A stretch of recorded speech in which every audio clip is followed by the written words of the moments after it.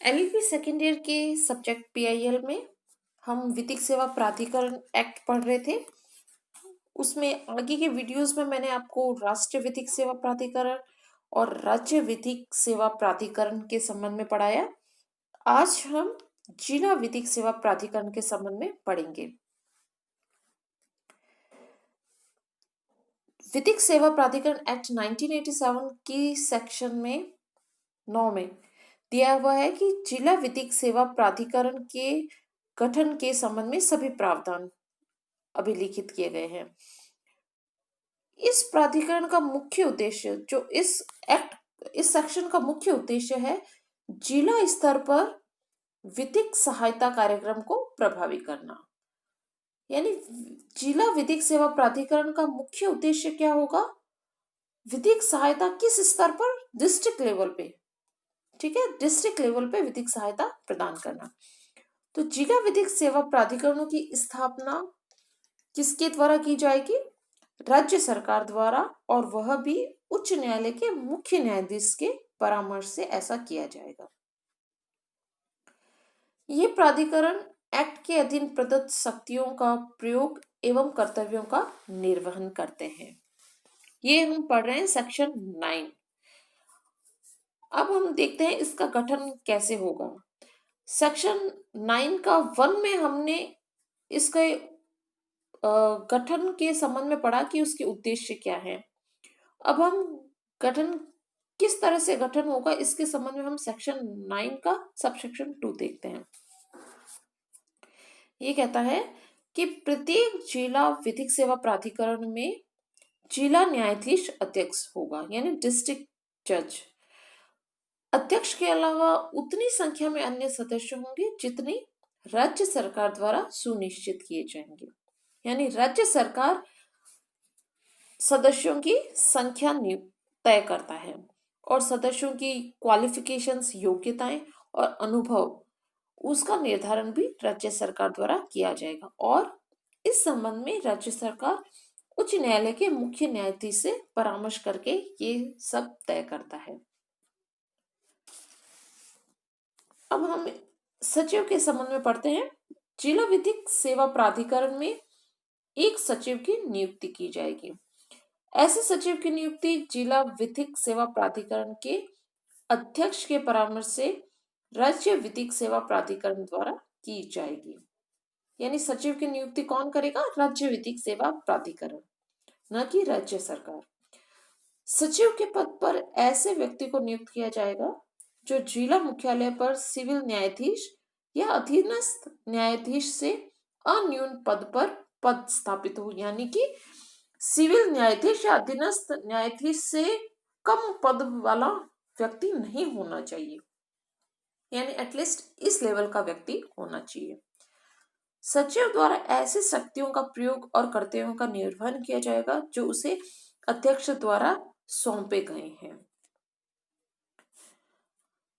अब हम पदावधि के संबंध में पढ़ते हैं। सेक्शन 9 की सबसेक्शन 4 में है कि जिला प्राधिकरण के सदस्यों एवं सचिव की पदावधि तथा अन्य शर्तें वे होंगी जो उच्च न्यायालय के मुख्य न्यायाधीश के परामर्श से राज्य प्राधिकरण द्वारा विहित की जाए। यानी राज्य प्राधिकरण द्वारा इन सब को तय किया जाएगा।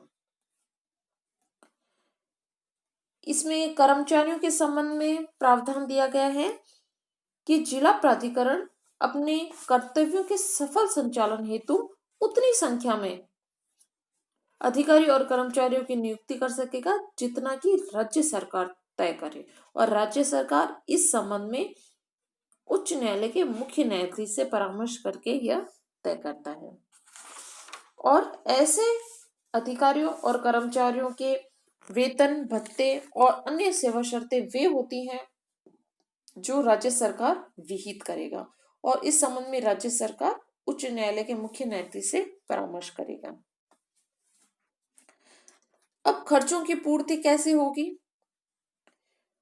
तो जो जिला प्राधिकरण है उसके प्रशासनिक खर्चे, सचिव, अधिकारियों और कर्मचारियों के वेतन, भत्ते, पेंशन आदि के खर्चों की पूर्ति राज्य के समेकित कोष, consolidated fund of the state, उससे की जाएगी।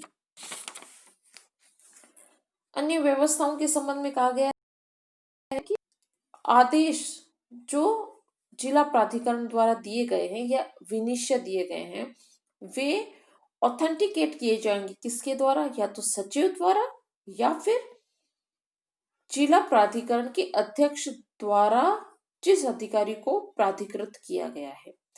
यानी दो व्यक्तियों द्वारा आदेश और विनिश्चय ऑथेंटिकेट अधिप्रमाणित किए जा सकते हैं, या तो सचिव द्वारा या फिर जिला प्राधिकरण के अध्यक्ष द्वारा प्राधिकृत किसी अधिकारी द्वारा। ठीक है। अब एक ये आता है कि सेक्शन 9 की सबसेक्शन 9 में ये कहता है कि जिला प्राधिकरण का कोई भी कार्य या कार्रवाई सिर्फ इस कारण से अविद्यमान्य नहीं होगी कि कोई पद की रिक्ति रही थी या फिर जिला प्राधिकरण के गठन में कोई त्रुटि हुई थी। अब हम जिला प्राधिकरण के कार्य देखते हैं। सेक्शन 10 में लिखा गया है, एक्ट की सेक्शन 10 में जिला विधिक सेवा प्राधिकरण के कार्यों का उल्लेख किया गया है। इसमें कहा गया है कि ये मुख्य रूप से क्या कार्य करेंगे, जो राज्य प्राधिकरण डेलीगेट करते हैं, इन्हें जो कार्य सौंपे जाते हैं राज्य प्राधिकरण द्वारा, उनको करने का इनका महत्वपूर्ण कार्य है। फिर जिले की तालुक विधिक सेवा समितियों के क्रियान्वयन एवं अन्य विधिक सेवाओं में समन्वय स्थापित करना, जिले में लोक अदालतें आयोजित करना तथा राज्य प्राधिकरण द्वारा निर्धारित अन्य कर्तव्यों का निर्वहन करना।